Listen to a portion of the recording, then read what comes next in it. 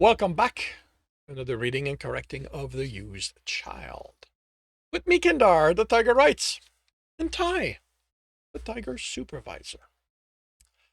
If you want to listen to these live, it's every Tuesday morning, 8 a.m. Eastern Time on Twitch. Today, we're doing chapter 49. The silence wasn't absolute. There was Tristan's breathing, loud in his helmet. He could hear the ship, the vibration traveling through the sole of his boots as he stood on the hull. He looked up into the darkness and felt the universe stare back at him, felt its cold hatred for him. I win, felt it. He deactivated the comm to ensure he would enjoy the quiet. You used Space Gov to try to get to me. You sent the whole of the mercs to kill me, and I'm still here. You're worse than Justin. You just don't learn. I'll always win. I'm not afraid of you. He reached the panel where the repairs he needed and knelt. And do you think I don't know what you're planning with him? He hadn't meant to look at the front of the ship. His gaze had simply traveled to where he'd last seen Alex. Focused on the panel, removing it. I'll admit, he's the closest you've come to undoing me. But it's over now. I know him. I know what he can do, what he wants. He isn't yours anymore. He's mine. I'm going to use him to help ensure I survive whatever you send at me next. The universe didn't respond, but he knew what it thought. It was laughing at him. It was laughing at this little Somalian who thought he could beat it. Even after all these years, it thought it had a chance against him. It had sent Alex to weaken him, to worm his way inside his life. It had failed, and he'd grown stronger, just like with everyone else who tried to kill him. He'd emerged victorious. The only difference between them and the universe was that it was secure in the knowledge Tristan couldn't come after it, couldn't take his revenge for everything it inflicted on him. The only victories he could take against it were in surviving. He removed the panel and focused on what needed to be done. He'd said his piece to the universe. Now he needed to do the work to ensure he would survive what it might throw at him while he was under cryo. His warning programs could only do their job if they saw properly. It fixed the long-range sensor and reinforced the hull where they were still needed, working in silence, except for the sound of his tools traveling through the suit. A light flashed in the helmet, someone trying to talk to him. Yes? Tristan? The boy asked. Are you coming in to eat? In a while, buddy. Are you cooking? There isn't much to use. The good food's all gone. Alex says he can make something decent. Alex still had to work out how he would mold the human to his liking. If you're hungry, go ahead. If there's nothing left, I'll eat a nutrient bar. He wanted us to eat together. The boy tones was full of disappointment. Tristan felt his annoyance rise, but he controlled it. Was it worth continuing with this mask? He could throw the boy in cryo and be done with it until he reached his destination. Not that he'd decided where that was yet. He frowned. What was the harm in indulging him a little longer? Eating now wouldn't delay the repairs that much. Once they'd eaten, the boy would go to bed. He would activate the cryo when healed then. Contact me when it's ready and I'll come in. Thanks! And shut down the comm. Amused at how easy it was to please the boy. He looked up. Don't think I can't see what you're trying to do with him. It won't work. He was just another tool. His usefulness is over. He went back to work, ignoring the laughter he could imagine from. An hour later, he was seated at a table Alex had pulled from the wall with the two of them. The food was tasteful. Alex had a knack for making food taste good. Tristan didn't care for flavors. All he needed was the energy the food provided.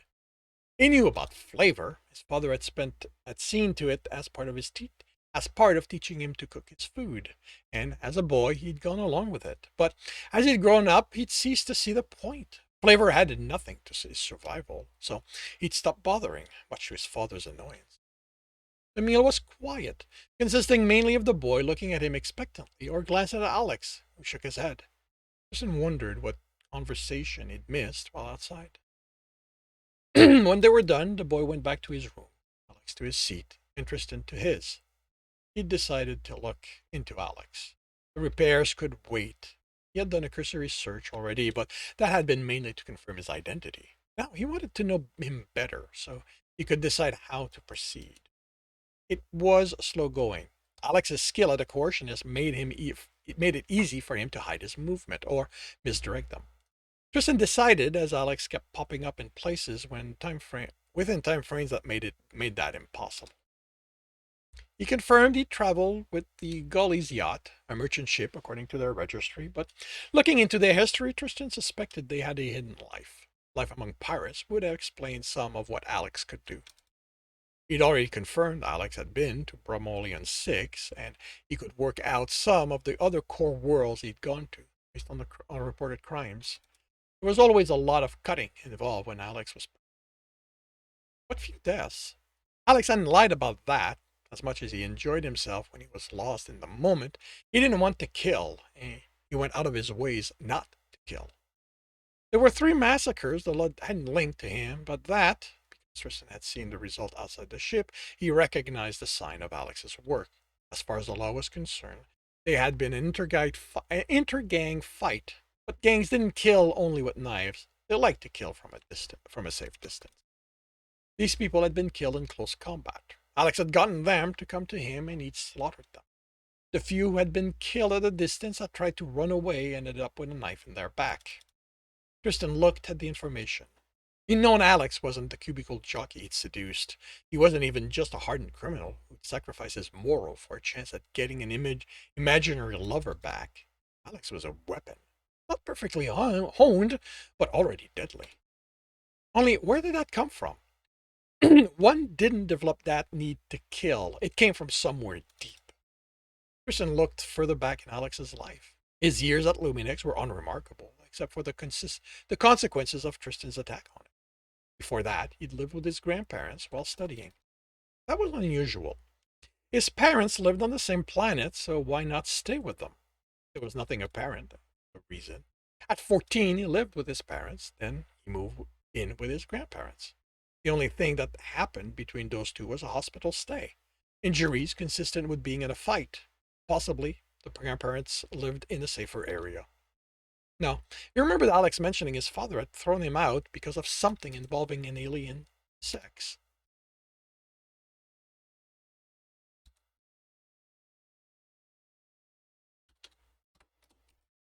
It didn't explain how Alex had gained that killer edge, but while it might have helped him, Tristan didn't need the information. Alex was a weapon. That was all he needed to know. He knew how to handle weapons, how to make them do what he needed. He wouldn't take this. Make. He wouldn't take the safety off Alex. He would take control of it. He already knew a simple ways to do that. Make Alex fall in love with him again. He was already confused about how he felt without Jack as a focus for his love.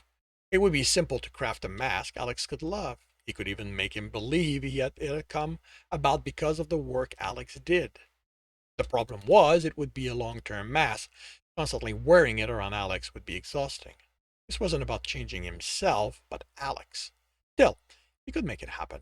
It would take longer, require finer work, but time was something Tristan had. He took the earpiece out of his pocket. That was another way he could exert control over Alex, if he chose. He could destroy it. He couldn't know what Alex would do with it the next time he used it. He could slip in an override and, before Tristan noticed, blow up the ship. He would have to go over the computer after each job, making sure Alex hadn't inserted extra code where he shouldn't. He put the earpiece on the board. He didn't have to decide on that right now, and he shouldn't make that decision tired. Look at Alex's empty seat. He'd gone to sleep a couple of hours before. Then the earpiece. It would be a good first test. He stood and went down to the hold to sleep. When he woke, Alex wasn't on his bedroll. Took a handful of nutrient bars and ate them as he sat in the cockpit, looking at the earpiece, studying the strands of fur that had stuck to it, looking for an indication it had been moved. It hadn't. He did a thorough search of the computer, looking for any changes to it. When he confirmed it, It was as he'd left it. He pocketed the earpiece and headed outside to continue the repairs. After eating, it was some and as something of a change. After eating, and as something to change his mind, he decided to take the earpiece apart. He didn't know what he would do with it, but it was one piece of technology he never bothered studying. Alex had gasped on seeing the individual pieces on the cloth Tristan had laid on the board to work on. He'd almost laugh at the anguish on the human's face, but the boy had been present, looking at both of them, studying them, so Tristan had just gone back to work on it. The boy hadn't asked about it or about how Alex and Tristan were doing. The boy had resigned himself that their relationship wouldn't be the caring one he at first believed they shared. After 4 days, the shuttle was fully functional. He'd have to do a complete overhaul when he reached a repair yard or acquired a new ship. He needed to figure out where to go first, and that still proved difficult. He had decided what to do with the earpiece, and components were gone from the board. Alan asked, pleaded to know what Tristan had done with it, but he just smiled and remained silent. With the boy now under cryo for their departure, all that was left was for him to settle on a destination. The boy wasn't a factor in it, so it was only if he wanted to repair the ship or get a new one. A new one, a more recent one, meant the core worlds, which meant ultimately trip, and which meant an ultimately longer trip back home, which ultimately meant, wait, what the, why, which did you not cut and paste that? Which ultimately meant a longer trip back home. He paused his search when he saw Alex's reflection on the screen. He looked beaten, but he also had a spark of determination in his eyes. Not a good combination in this human. Can we talk? Tristan turned and looked at him. Feel free to talk. Please, don't kill him. Tristan raised an eyebrow. He didn't expect it to be about the boy. He's just a child. He isn't a threat to you. Alex crossed his arm and didn't bother hiding his annoyance. And what do you expect me to do? Adopt him? No, this isn't a life for someone like him, Alex replied with an ease that told Tristan he actually thought about it. He deserves better, an actual life. Can you see that at least? Tell me you see he isn't like you and me. He's had it rough, but he will get over it if the right people look after him. He'll never come back to haunt you, I swear. Tristan bristled. Of course he knew the boy wasn't like them. That didn't mean he wasn't going to be a problem in the future, when he realized all the lies he'd been told by everyone involved. But what Tristan focused on were the promises Alex made. You sound like you have already arranged everything. Alex shook his head. I just created a new identity for him. Tristan leaned forward. Had he taken the earpiece without his knowing? It wasn't easy. It took me all this time to be sure it was perfect. I've never coursed anything in depth like you do. Forced a smile. Would have done it in a couple of hours with the earpiece, but it's done. No one will find him, I promise. No one will be able to use him against you. No one will even know he's been in our company. And yes, I know people who can look after him. I haven't talked to them in a while, but they're good people and they'll take him in. Tristan considered the offer. It did offer solutions. The boy and Alex's mental state. Your grandparents? Alex startled. I have researched you, Alex, thoroughly. He nodded. They raised me after, well, you know. Do they know what you've become? For me? Alex winced. Some of it. Every time the law issues a new warrant for my capture, someone contacts them, trying to get them to admit they know where I am. I'm careful they never know. I just send them the occasional message letting them know I'm okay. I've covered my tracks and they never reply to them. I haven't contacted them since I found you. Not a bitter chuckle. I haven't known if I'm okay since then. Stan leaned back. How much of this could he use? How much should he play off Alex's belief the boy was in danger from him? The answer was easy, as much as he could. I need you to understand something. If I agree to this, if I let you take the boy to them, let them shelter him for you, I do this for you, for your conscience, not for me. Do you understand? Alex nodded. And there is a price for me to let you do that. Alex closed his eyes. What is it? Tristan got out of the seat and took Alex's chin in his hand, forcing it up. He waited for him to open his eyes. When he did, Tristan smiled warmly. You. The price is you. Completely. No more arguing. No more believing you are your own person. For me to agree to this, you become mine. You do as I say when I say. You curse for me. You kill for me. You want the boy to have his life? That's fine. It means nothing to me. But in return, oh,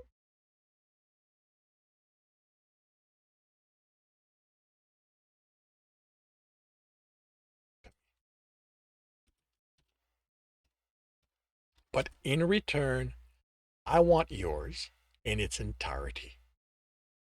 Alex closed his eyes and Tristan waited. He didn't mind waiting, because he knew what the answer would be. Alex had been willing to die to save the boy's life, and all he was being asked to was sacrifice his identity, his will. When Alex opened them, there were none of the emotion Tristan expected. No resignation, no fear, no doubt. Alex's eyes only contained cold steel. Fine. You give him his life, and I'm yours, body and soul. I'll steal and kill for you. I'll let you use me. I'll massacre anyone you want me to. I'll be the monster you want me to be. Tristan smiled and caressed the scar in Alex's cheek. Alex, you are already the monster I want. With some adjustment, you'll be the monster I can use. And this concludes chapter 49 of The Used Child. If you are enjoying this, please leave a like. If you want to read the book as well as the other in the series, subscribe and hit the bell. If you want, no, wait a minute. It's long, I guess. If you want to know when the next chapter is going to be, subscribe and hit the bell. If you want to read the book and the rest of the series, they're available on all major e-retailer. If you want to support me, that's on my Patreon. You can also get access to basically everything I've written. If you want to listen to these live, it's every Tuesday morning, 8 a.m. Eastern Time on Twitch. Links are in the notes. And with that, I will wish you a good day.